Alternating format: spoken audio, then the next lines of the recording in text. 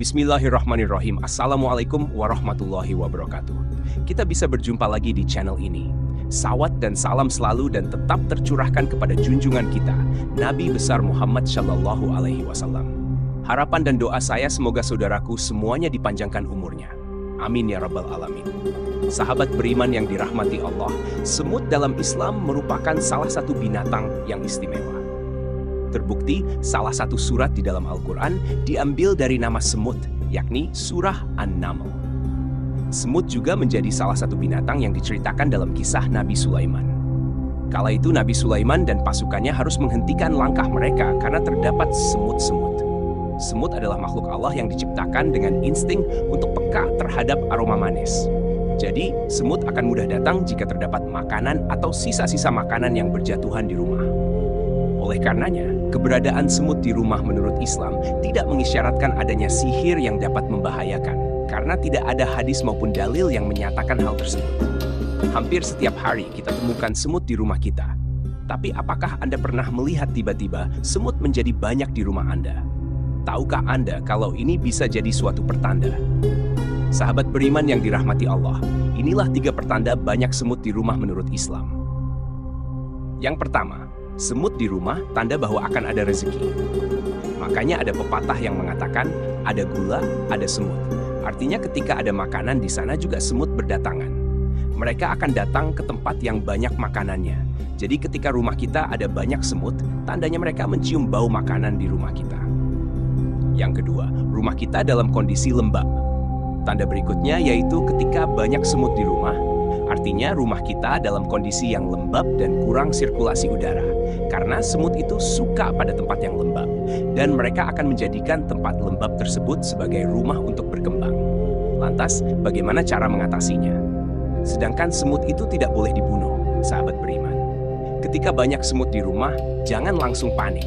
Sebab dalam Islam kita memang tidak diperbolehkan untuk membunuh semut. Akan tetapi, kalau sekadar mengusirnya, boleh-boleh saja. Berikut ini beberapa cara yang bisa kita lakukan di rumah. Yang pertama, taburkan tepung di sekitar area tempat semut berkumpul. Dengan begitu, mereka akan sulit untuk melewatinya. Yang kedua, siapkan air lemon dan gunakan untuk menyemprot area yang banyak semutnya. Semut cenderung menghindari bau asam dari lemon. Yang ketiga, pakai produk kapur khusus untuk mengusir semut, bukan untuk membunuh. Yang keempat, menaburkan lada dengan air, kemudian semprotkan di area dapur, jendela, atau pintu tempat masuknya semut. Yang kelima, taburkan bubuk kayu manis karena semut kurang menyukai aroma dari kayu manis. Yang keenam, bersihkan atau rapikan makanan-makanan yang disukai semut agar tidak menjadi incaran dan titik berkumpulnya semut. Yang ketujuh, selalu bersihkan perabotan rumah, terutama dari tetesan air dan bekas cemilan untuk menghindari semut. Yang kedelapan, arahkan semut ke alam bebas supaya mereka tetap bisa hidup. Sahabat beriman yang dirahmati Allah, itulah beberapa penjelasan mengenai makna sesungguhnya bila ada banyak semut di rumah menurut Islam. Jadi, tidak usah khawatir atau takut akan terjadi hal yang berbahaya. Percayalah kepada Allah Subhanahu wa Ta'ala dan terus lakukan kebaikan. Demikian yang bisa saya bagikan. Bismillahirrahmanirrahim. Assalamualaikum warahmatullahi wabarakatuh. Syukur alhamdulillah kita bisa berjumpa lagi di channel ini. Harapan dan doa saya, semoga saudaraku semuanya selalu diberikan kesehatan, dilapangkan rezekinya, diampuni dosa-dosanya, dan dipanjangkan umurnya. Amin ya rabbal alamin. Sahabat beriman yang dirahmati Allah, banyak orang yang tidak menyadari bahwa Al-Quran membahas mengenai usia 40 tahun. Hal ini sebagai pertanda bahwa ada hal yang perlu diperhatikan dengan serius pada pembahasan usia 40 tahun ini. Allah Subhanahu wa Ta'ala berfirman, apabila dia telah dewasa dan umurnya sampai 40 tahun, ia berdoa, ya Tuhanku, tunjukilah aku untuk mensyukuri nikmat-Mu yang telah Engkau berikan kepadaku dan kepada orang tuaku, dan supaya aku dapat berbuat amal yang saleh yang Engkau ridhoi. Berilah kebaikan kepadaku dengan memberi kebaikan kepada anak cucuku. Sesungguhnya aku bertaubat kepadamu, dan sesungguhnya aku termasuk orang-orang Muslim. Quran Surah Al-Ahqaf ayat 19. Usia 40 tahun disebutkan dengan jelas dalam ayat ini. Pada usia inilah manusia mencapai puncak kehidupan, baik dari segi fisik, intelektual, emosi, maupun spiritualnya. Ia benar-benar telah meninggalkan usia mudanya dan melangkah ke usia dewasa yang sebenar-benarnya. Doa yang terdapat dalam ayat tersebut dianjurkan untuk dibaca oleh mereka yang berusia 40 tahun atau lebih, yang di dalamnya terkandung penjelasan yang jelas bahwa mereka telah menerima nikmat yang sempurna, kecenderungan untuk beramal yang positif, dalam mempunyai keluarga yang harmonis, kecenderungan untuk bertaubat, dan kembali kepada Allah Subhanahu wa Ta'ala.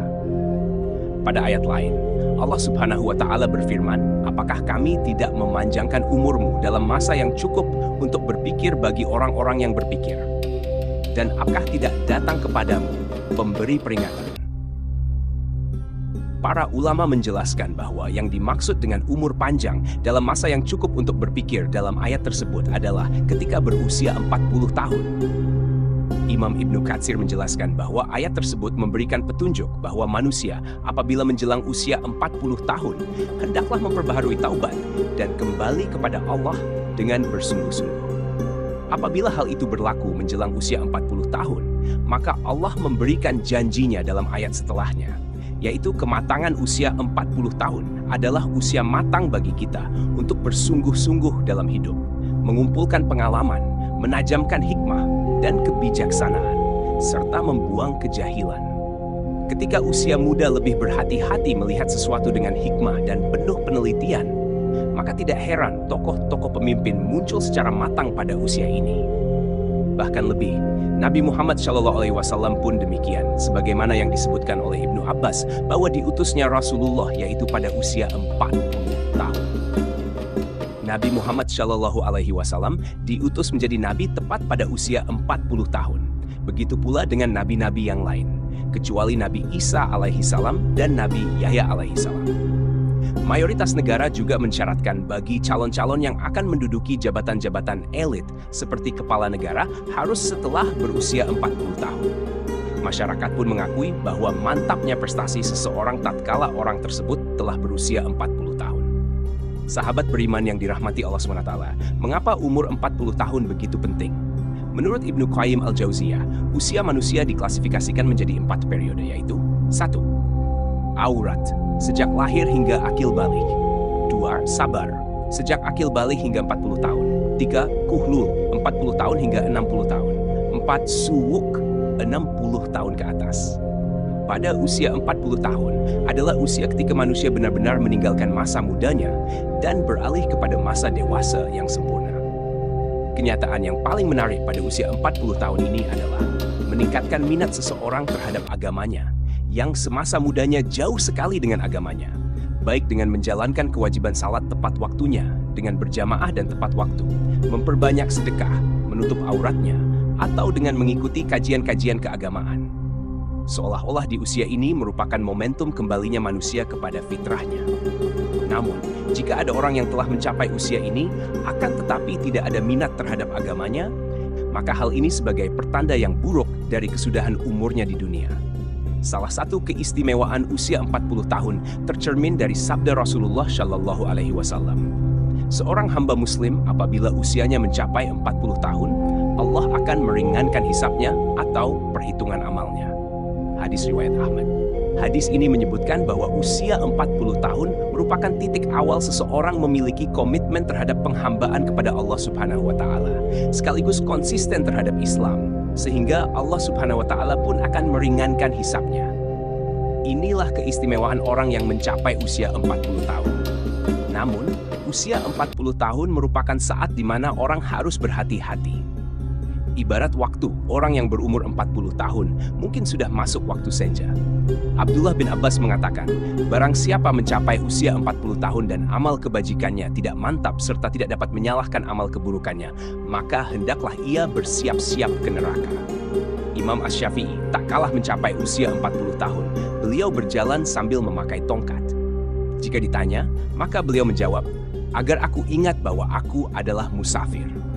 Demi Allah, aku melihat diriku sekarang ini seperti seekor burung yang dipenjara di dalam sangkar. Lalu burung itu lepas di udara, kecuali telapak kakinya saja yang masih terbang dalam sangkar. Komitmenku sekarang seperti itu juga. Aku tidak memiliki sisa-sisa syahwat untuk menetap tinggal di dunia. Aku tidak berkenan sahabat-sahabatku memberiku sedikit pun sedekah dari dunia. Aku juga tidak berkenan mereka mengingatkanku sedikit pun tentang hiruk-pikuk dunia. kecuali hal yang menurut syariat lazim bagiku. Sahabat beriman yang dirahmati Allah, kematian bisa datang kapan saja. Satu perkara yang harus senantiasa kita sadari adalah bahwa kematian bisa memanggil kita kapan saja, tanpa ada tanda, tanpa alamat, dan tanpa mengira usia. Jika kita beranggapan harus menunggu usia 40 tahun untuk mulai memperbaiki diri, maka rugi dan sia-sialah hidup kita jika ternyata umur kita tidak panjang. Maka dari itu, sisa-sisa usia kita ini, marilah kita mulai berbenah diri, meneguhkan tujuan hidup, meningkatkan daya spiritual, memperbanyak bersyukur, menjaga makan dan tidur, serta menjaga keistiqomahan dan berusaha meningkatkan kualitas dalam beribadah. Banyak manusia yang tertipu dengan keindahan dunia dan isinya yang bersifat sementara. Mengingat mati bukan berarti kita akan gagal di dunia ini, tetapi dengan mengingat mati, kita berharap menjadi insan yang berjaya dan selamat di dunia dan di akhirat kelak. Janganlah menunggu hingga esok untuk membuat persediaan menghadapi kematian, karena mati bisa datang kapan saja. Wallahu a'lam bishawab. Demikian yang bisa saya bagikan. Semoga bermanfaat untuk kita semua. Amin ya rabbal alamin. Assalamualaikum warahmatullahi wabarakatuh.